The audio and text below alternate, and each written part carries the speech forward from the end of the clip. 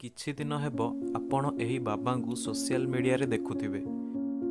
କ'ଣ ଆପଣ ଏହି ବାବାଙ୍କୁ ଜାଣନ୍ତି? ଏହି ବାବା ହେଲେ ଆଇଆଇଟି ବାବା।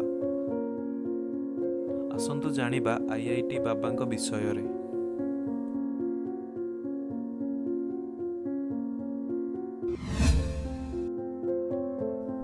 ପ୍ରୟାଗରାଜରେ ଆୟୋଜିତ ମହାକୁମ୍ଭରେ ସାମିଲ ହୋଇଛନ୍ତି ବହୁ ସଂଖ୍ୟକ ସାଧୁସନ୍ଥ।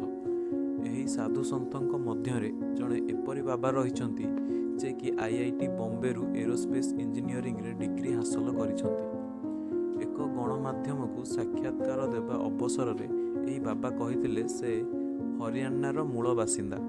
ତାଙ୍କ ନାମ ଅଭୟ ସିଂ। ସେ ମୁମ୍ବାଇରେ ରହି ଆଇଆଇଟି ପଢ଼ିଥିଲେ।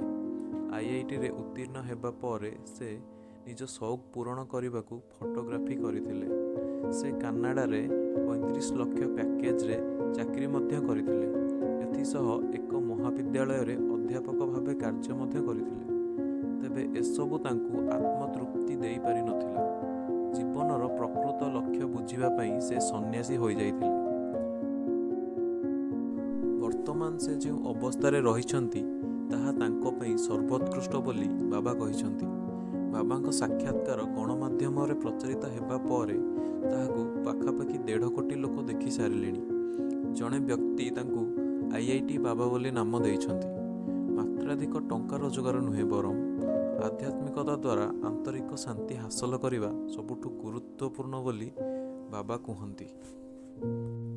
ଓ ବାବାଙ୍କ ମୁହଁରେ ଖୁସି ଦେଖିଲେ ଏହା ସତ୍ୟ ପ୍ରମାଣିତ ହେଲା ଭଳି ଲାଗୁଛି।